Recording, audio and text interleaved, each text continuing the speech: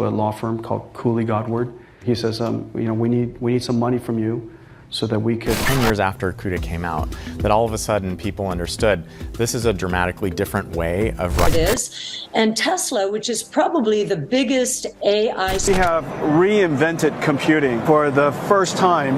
Gaming used to be so simple. Remember those pixelated snakes gliding across the screen, eating dots and crashing into blocks? Fast forward to 2025, and we're now stepping into digital worlds so detailed, so unbelievably real, that it's easy to forget we're still staring at a screen. It's not just about gaming anymore, it's about immersion, interaction, and innovation, and leading that revolution is none other than NVIDIA. Chapter 1. NVIDIA's next-gen ray tracing. Ray tracing is a revolutionary rendering technique that mimics the natural behavior of light to simulate real-world lighting, reflections, and shadows with mind-blowing precision. That's it. The magic in one line. But what makes it so groundbreaking is how it stacks up against, and partners with, an older technique: rasterization. To fully appreciate NVIDIA's leap, let's first rewind a bit. Rasterization is the traditional technique behind real-time graphics. It converts 3D models, made of countless triangles, into flat 2D images for our screens. It's fast, reliable, and efficient, but it struggles with realism. Shadows, reflections, and how light bounces, all faked. Ray tracing, on the other hand, is pure cinematic truth. It literally traces paths of light backwards from your eyes into the 3D world, bouncing off surfaces, bending through glass, casting dynamic shadows, just like in the real world. Now, combining them, a hybrid rendering model unlocks a sweet spot of performance and realism. Rasterization handles the basics quickly, while ray tracing adds the magical touch. Together, they make games and virtual experiences look real and run smoothly. Chapter 2. Real-time ray tracing with AI. Ray tracing used to be the domain of big-budget movies, requiring entire server farms to render a single frame. But NVIDIA flipped the script. With its RTX platform, NVIDIA introduced RT cores to accelerate ray calculations and tensor cores to power AI-based denoising. What's that? Think of it like smart cleanup, reducing visual noise and creating smoother images with fewer rays. This means even with fewer samples, which normally would look grainy, the AI fills in the blanks to produce a stunningly realistic image in real time. The result is Hollywood-level visuals, running at 60+ frames per second in your favorite games. Chapter 3. Gaussian splatting. While ray tracing steals the show, there's a new genius technique making waves: Gaussian splatting. Sounds weird? It should. It's unlike anything before. Instead of rendering using traditional polygons or mesh, Gaussian splatting builds scenes using millions of tiny three-dimensional bumps, anisotropic Gaussians, scattered in space. These splats carry data about light, shape, and color. You can capture these 3D scenes using just a regular camera. Walk around, record some footage, and voila, a photorealistic 3D model emerges, ready to render in real time.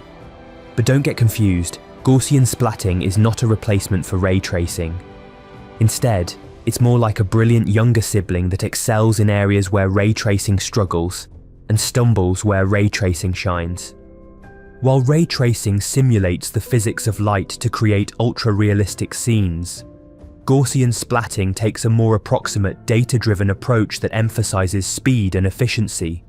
It excels in real-time applications, delivering fast 3D reconstructions even with minimal input, which makes it ideal for robotics, VR, and fast prototyping.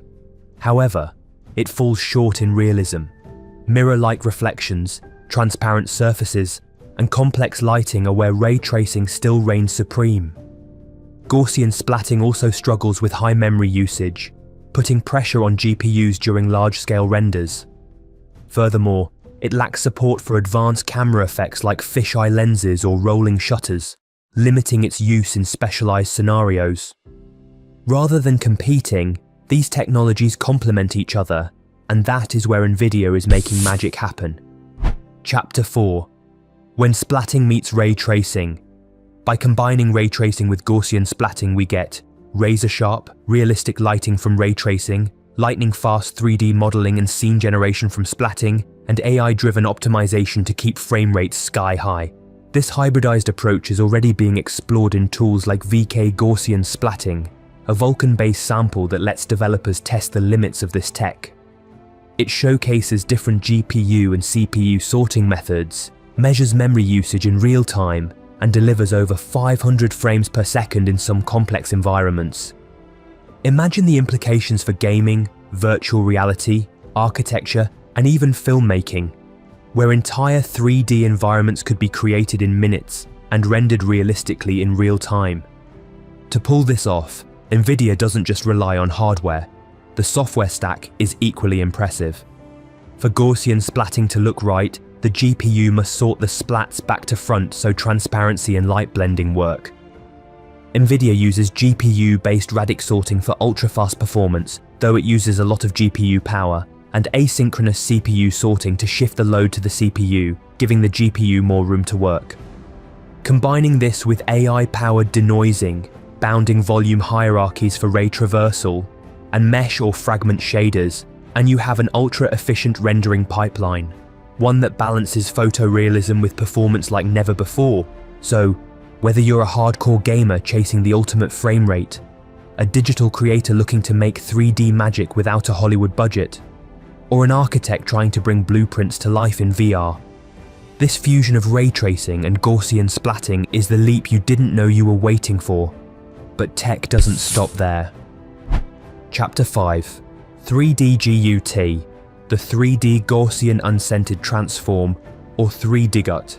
This next-gen tech blends the power of 3D Gaussian splatting with real-time secondary ray tracing, finally making light bounces possible in interactive scenes. Until now, many lighting effects like reflections, refractions, or camera distortions were either too slow or too complex to compute on the fly. 3D GUT changes all that. Imagine a glossy marble floor in a high-speed game. With traditional splatting, you'd get speed but lose realism. The reflections would look blurry, or worse, glitchy.